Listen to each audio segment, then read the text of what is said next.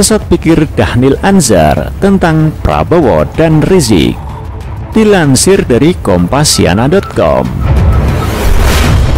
Masih saja ada yang bicara rekonsiliasi antara Prabowo dan Jokowi. Salah satu diantaranya adalah Dhanil Anzar Simanjuntak.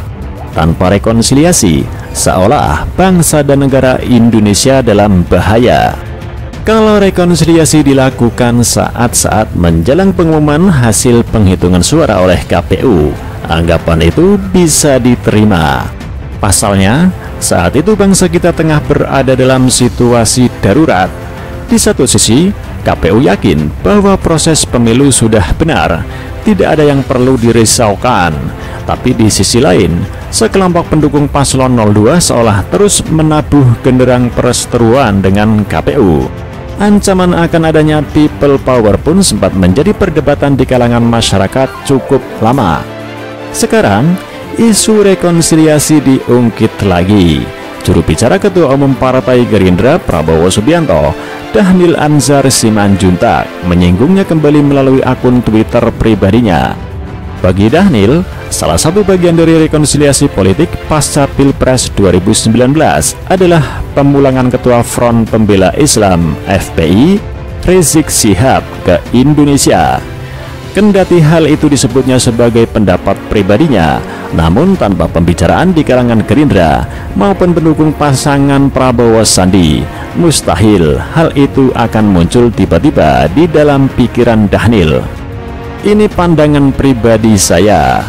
Bila narasi rekonsiliasi politik mau digunakan, agaknya yang paling tepat beri kesempatan kepada Habib Rizik kembali ke Indonesia, kata Dhanil melalui akun Twitternya @DhanilAnzar pada Kamis 4 Juli 2019, sebagaimana diberitakan media. Lebih aneh lagi, Dhanil malah bilang bahwa narasi rekonsiliasi politik harus disertai dengan berhentinya kriminalisasi terhadap para pendukung Prabowo Sandiaga Uno di pemilihan presiden 2019. Stop upaya kriminalisasi, semuanya saling memaafkan. Kita bangun toleransi yang otentik. Stop narasi-narasi stigmatisasi radikalis dan lain-lain, kata mantan Ketua Umum Pengurus Pusat Pemuda Muhammadiyah ini. Dalam nada sedikit beda dikemukakan oleh anggota Badan Komunikasi Partai Gerindra Andre Rosiade. Menurutnya, pertemuan Prabowo dan Jokowi perlu, tetapi bukan dalam rangka bagi-bagi kursi, melainkan meredakan tensi politik dan membantu para pendukung Prabowo yang tersangkut kasus hukum. Jangan menstigma silaturahim Pak Prabowo itu bagi-bagi kursi. Coba pikirkan juga bagaimana para pendukung yang masih punya banyak masalah. Ada yang ditahan, ada yang masih terima surat panggilan polisi, lalu ulama yang ada masalah gara-gara pilihan pemilu, kata Andre beberapa hari sebelumnya. Setidaknya ada dua hal yang menarik dalam pernyataan Dhanil dan Andre.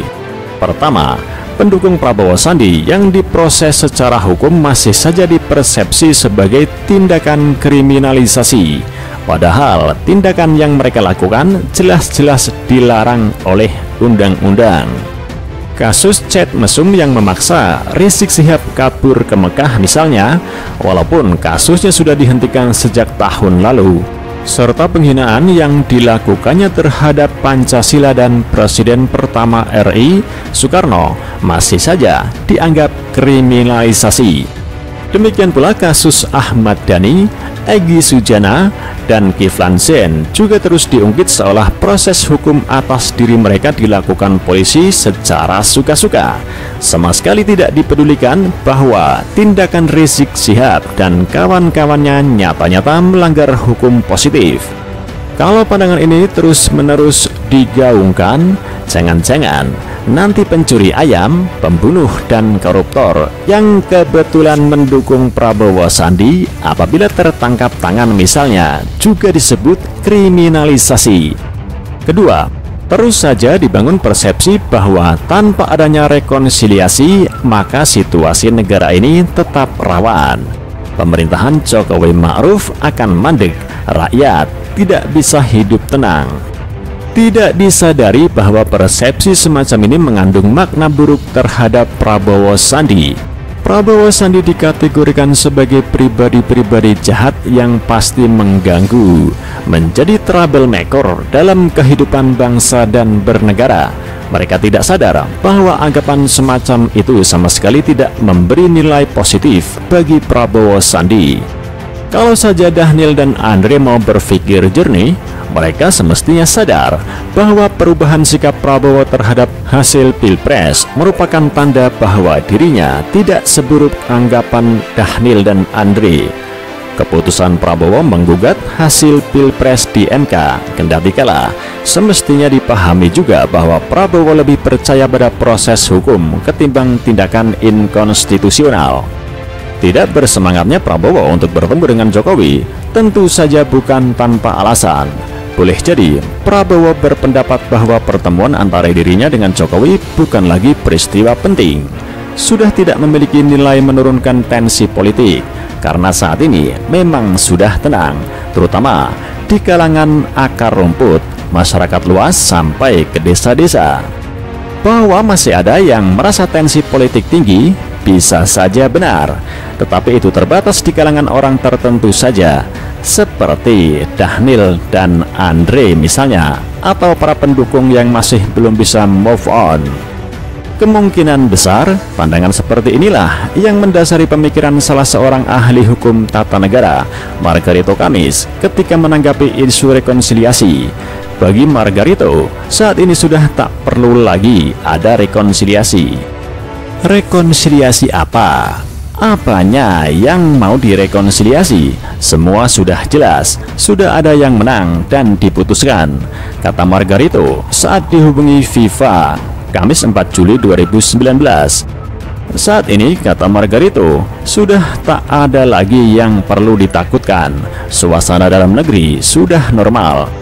Lantas, kalau yang mereka maksud rekonsiliasi sebagai upaya membawa kembali Rizik Syihab ke tanah air, apakah kehadirannya kelak membuat bangsa dan negara ini menjadi lebih damai, lebih aman? Boleh saja ada yang bilang ya, tetapi anggapan itu tentu tidak berdasar. Pasalnya, sepak terjang Rizik Syihab sejak FPI berdiri menunjukkan hal sebaliknya. Lagi pula janji memulangkan Rizik yang dikemukakan Prabowo sangat jelas dan tegas, hanya dilakukan apabila ia memenangi Pilpres 2019.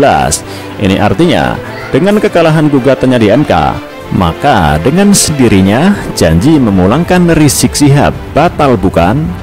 Semestinya Dhanil dan Andre ingat syarat tersebut. Prabowo tak pernah menjanjikan memulangkan Rizik Syihab manakala ia kalah, hanya kalau menang. Juga tak pernah mengatakan bahwa syarat rekonsiliasi dengan Jokowi adalah pemulangan Rizik Syihab.